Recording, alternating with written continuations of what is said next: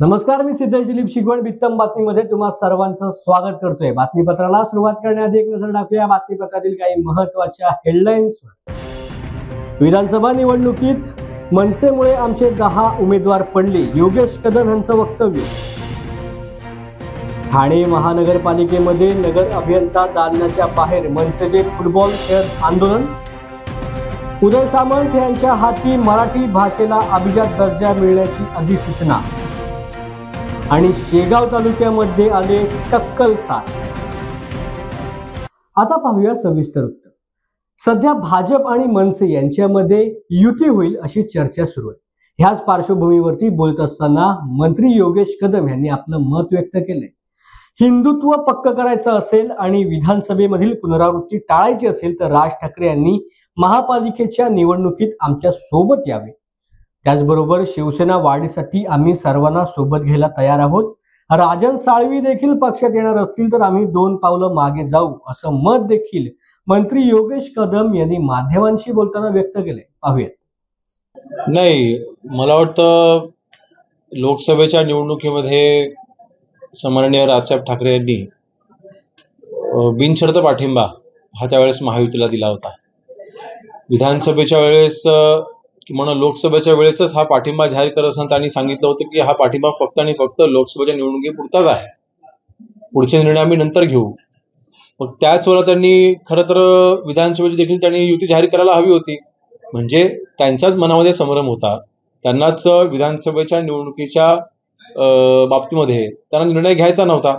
त्यामुळे आता सन्माननीय एकनाथ शिंदे साहेबांवरती आरोप करून मला वाटतं आपण कुठेतरी येणाऱ्या ज्या स्थानिक स्वराज्य संस्थांच्या निवडणुका आहेत, आपलं ध्येय जर का एकच असेल, हिंदुत्व जर का तुमचा खरा मुद्दा असेल, तर मला वाटतं आपण हिंदुत्ववादी पक्षाच्या सोबत किंवा हिंदुत्ववादी युतीसोबत आपण आलं पाहिजे, असं आमचं प्रामाणिक मत आहे। एकंदरीत पुढची येणारी मुंबईची महानगरपालिकेची निवडणूक बघता नक्कीच मनसे देखील सोबत असली पाहिजे, ही आमची अपेक्षा असणारच आहे, माझी वैयक्तिक अपेक्षा असणारच आहे। परंतु अशा पद्धतीने सन्माननीय शिंदे साहेबांना बदनाम करण्याचा जर का कोणी प्रयत्न करत असेल तर मात्र ते आम्ही खपू घेणार नाही। दुसरा विषय, आज महायुती महाराष्ट्रामध्ये कार्यरत असताना इतकं मोठं मताधिक्य ज्यावेळेला महायुतीला मिळालेलं आहे, शिवसेनेचे आम्ही जवळपास आज 60 आमदार म्हणजे 57 आमचे शिवसेना पक्षाचे म्हणजे धनुष्यबाणाचे निवडून आलेले आमदार आणि 3 अपक्षांचा आम्हाला असलेला पाठिंबा, असे 60 आमदार शिवसेनेचे महाराष्ट्रामध्ये आहेत। आमचे जवळपास 10 आमदार 10 उमेदवार विधानसभेच्या निवडणुकीमध्ये मनसेच्यामुळे पडलेले आहेत। आपण जर का गणित बघितलं, आपण जर का आकडेवारी बघितली तर आमचे 10 असे उमेदवार आहेत की ज्यांनी मनसेचे उमेदवार आमच्यासमोर उभे होते, मनसेने जेवढी मतं खाल्ली तर त्याच्यापेक्षा पण कमी मार्जिनने आमचे उमेदवार तिथे पडलेले आहेत। आणि म्हणून मला वाटतं ह्याची पुनरावृत्ती होऊ नये। महायुती अजून जर का मजबूत करायची असेल, खरोखर आपलं हिंदुत्व अजून मजबूत करायचं असेल, मुंबईमध्ये आपल्या मराठी माणसाला न्याय मिळवून द्यायचा असेल तर महायुती मुंबईमध्ये पुन्हा निवडून येण्यासाठी सन्माननीय राजसाहेब ठाकरे यांनी सोबत याचा निर्णय घ्यावा अशी आम्ही त्यांना विनंती करतो। शिवसेना पक्षवाढीसाठी आम्ही सगळ्यांचं स्वागत करायची आमची तयारी आहे। 2 पावलं मागे येऊन देखील, कमीपणा घेऊन देखील आमची सगळ्यांना स्वीकारायची आमची तयारी आहे। आमच्या समोर ध्येय आता फक्त एकच आहे की महाराष्ट्रामध्ये शिवसेना पक्ष वाढवणं, महाराष्ट्रामध्ये सन्माननीय एकनाथ शिंदे साहेबांच्या नेतृत्वाखाली आज शिवसेना पक्ष जी भरारी घेते त्याच्यामध्ये जर का अजून आमची ताकद वाढत असेल तर कोणाला नको आहे। आणि म्हणून नक्कीच जर का राजन साळवीजी जर का निर्णय घेणार असतील तर त्यांनी मूळ शिवसेनेसोबत यावं। त्यांनी काय निर्णय घेतलाय, ते भविष्यामध्ये काय निर्णय घेतील या बाबतीमध्ये मी काय बोलू शकणार नाही, परंतु जर का ते निर्णय घेत असतील तर नक्कीच त्यांचं शिवसेनेमध्ये स्वागत आहे। सध्या मनसे आणि भाजप यांच्यामध्ये महानगरपालिकेच्या पार्श्वभूमीवरती युती होणार अशी चर्चा रंगू लागली। याच पार्श्वभूमीवरती मनसेचे ठाणे जिल्हाध्यक्ष आणि मनसेचे नेते अविनाश जाधव यांनी काय उत्तर दिलंय पाहूया। की विधानसभेला 3 पक्ष एकत्र लढले, 3 पक्ष एकत्र आमच्या विरोधात लढले। एका बाजूला शिवसेना, राष्ट्रवादी काँग्रेस आणि भारतीय जनता पक्ष, आणि दुसऱ्या बाजूला शिवसेना, राष्ट्रवादी काँग्रेस आणि काँग्रेस, असे 3 पक्ष एकत्र लढत असताना महाराष्ट्र नवनिर्माण सेना आम्ही एकटे लढलो। अनेक विधानसभेमध्ये आम्हाला 30, 40, 50 हजार, 70 हजार मतदान झालेलं आहे आणि तो आमच्या एकट्याचा आहे। यांच्यासारखा 3 पक्षांचा एकत्र येऊन आम्हाला मतदान झालेलं नाही। त्यामुळे प्रत्येक प्रभागात, प्रत्येक वॉर्डामध्ये आमची जी काही ताकद आहे ती आम्ही पाहिलेली आहे बऱ्याचशा प्रभागात महाराष्ट्र नवनिर्माण सेनेला जवळजवळ 5-5, 6-6, 7-7 हजार मतदान आहे आणि 7-7 हजार मतदान जर आम्हाला एक प्रभागात असेल तर निवडून येण्यासाठी जो मतदान लागतो तो बऱ्यापैकी आमच्याकडे आहे. पुढील 2-4 महिने अजून आम्ही मेहनत करू आणि त्या ठिकाणी महाराष्ट्र नवनिर्माण सेनेचा उमेदवार निवडून येण्यासाठी जो काही प्रयत्न करावा लागतो तो आमच्याकडनं केला जाईल. पुढील नजीकच्या काळात सन्माननीय राजसाहेबांच्या प्रत्येक प्रभागवाईज बैठका होतील, शहरावाईज बैठका होतील आणि सन्माननीय राजसाहेब कशा प्रकारे महानगरपालिकेला सामोरे जायचं याच्या बाबतीतलं कानमंत्र आमच्या सर्व महाराष्ट्र सैनिकांना देतील. मनसे आणि भाजप युती होईल असं देखील गेल्या आठवड्यापासून चर्चा सुरू आहे, त्याचे काय? आनंदाची गोष्ट असेल. मनसे आणि भारतीय जनता पक्ष जर युती झाली तर आम्ही त्याचं स्वागतच करू, कारण मागच्या निवडणुकीतच आमची युती होईल असं बऱ्यापैकी चिन्ह वाटत होते, परंतु काही कारणास्तव ते झाले नाहीत आणि आम्ही एकटा लढलो, आमच्या ताकदीवर लढलो. भविष्यात देखील जर आम्ही एकत्र आलो तर त्याचा फायदा भारतीय जनता पक्षाला देखील होणार आहे, कारण विधानसभेत जर तुम्ही पाहाल तर अनेक ठिकाणी महाराष्ट्र नवनिर्माण सेना एकट्या लढल्याचा फायदा हा शिवसेनेला पण झाला आणि बीजेपीला पण झालेला आहे. सो बघूया नजीकच्या काळात कशा प्रकारचे निर्णय होतात. ठाणे महानगरपालिका अभियंता कार्यालयाच्या बाहेर मनसेने आज अनोखं आंदोलन केल्याचं पाहायला मिळालं. यावेळेला कार्यालयाच्या बाहेर फुटबॉल खेळत मनसेने हे आगळं वेगळं आंदोलन केले. खेळाच्या मैदानावरती अतिक्रमण झाल्यामुळे पालिका अधिकाऱ्याच्या कार्यालयाबाहेर फुटबॉल खेळत हे आंदोलन मनसेने केल्याचं पाहायला मिळालं. बोरिवडे येथील खेळाच्या मैदानावरती अतिक्रमण झाल्याचा मनसेने आरोप केलाय. बोरिवडे मैदानावरती ठेकेदाराने साहित्याचे डम्पिंग केलंय. या मैदानावरती RMC प्लांट, लोखंडी पाईप, त्याचबरोबर कामगारांच्या पत्राच्या खोल्या उभारण्यात आल्या असून अवाढव्य यंत्रसामुग्री मैदानामध्ये ठेवण्यात आली. महापालिकेला वारंवार पत्रव्यवहार करून देखील कारवाई न झाल्यामुळे मनसेने हे आंदोलन केल्याचं बोललं जातंय. अभियंत्यांच्या वर्ध हस्ताखाली कब्जा झालेला आहे.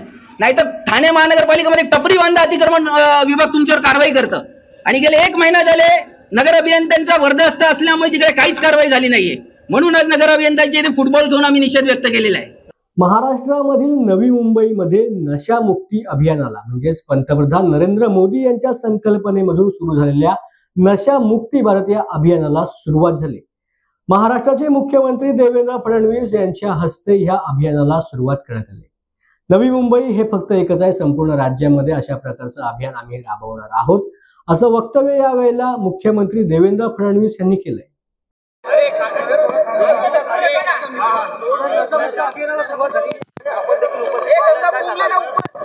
फ्री नवी मुंबई हे कॅम्पेन आजपासून नव्या मुंबईमध्ये सुरू झालेलं आहे.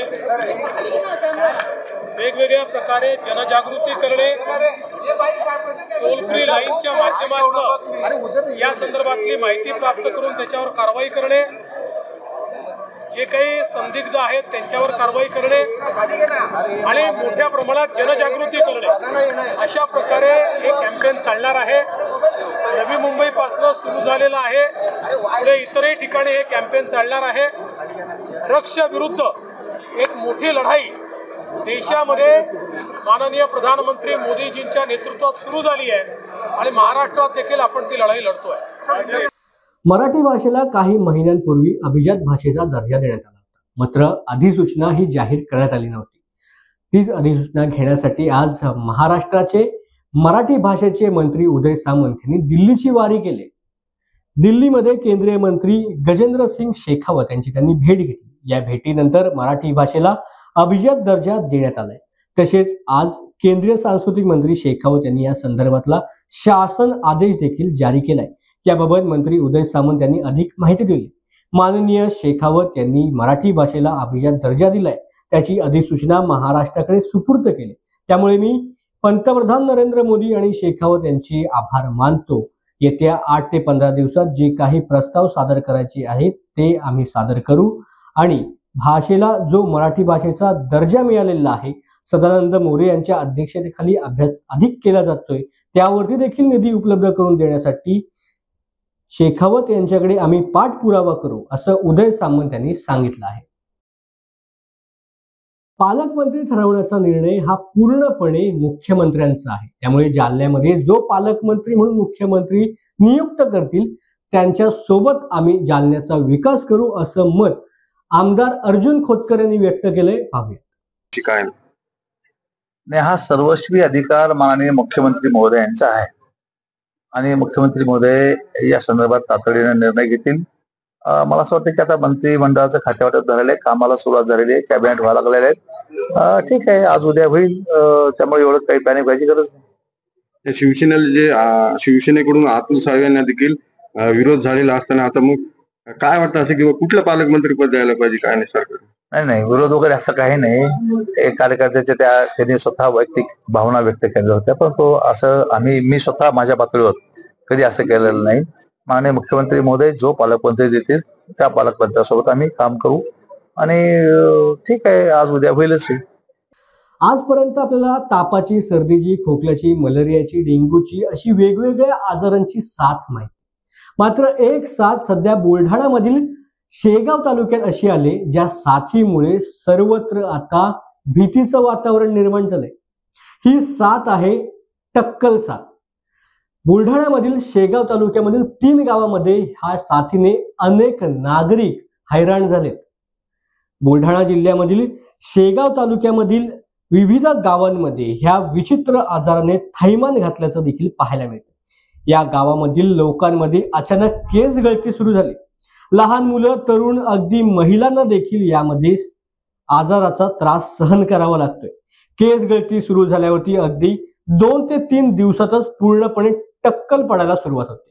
त्यामुळे लोक पूर्णपणे भयभीत झाले. शेगाव तालुक्यामधील 3 गावांमध्ये टक्कल व्हायरस पसरल्यामुळे बोललं जातंय आणि भीतीचं वातावरण देखील निर्माण झालंय. या 3 गावांमधील लोकांमध्ये अचानक केस गर्दी सुरू झाल्यामुळे बोंडगाव, कालवड, हिंगणा या गावामधील नागरिक भीतीमध्ये असल्याचं पाहायला मिळतंय. मी रामा पाटील थारकर, सरपंच संघटना शेगाव तालुका अध्यक्ष. गेल्या 10 दिवसापासून माझ्या गावामध्ये एक अजब आजार पसरलेला आहे. त्याच्यात केस गळती होत आहे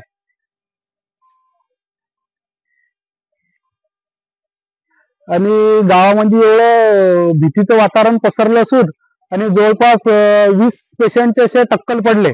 एकदा केस गळती चालू झाली की 5 ते 6 दिवसात पूर्ण टक्कल होते. या बाबतीत मी परवा दिवशी आपले गीते साहेब DHO यांच्याकडे गेलो होतो आणि त्यांना पत्र पण दिलेलं आहे. वेळ झाल्या बातमीपत्रात इथेच थांबायची. पुन्हा भेटू नवीन बातमीपत्रात. धन्यवाद.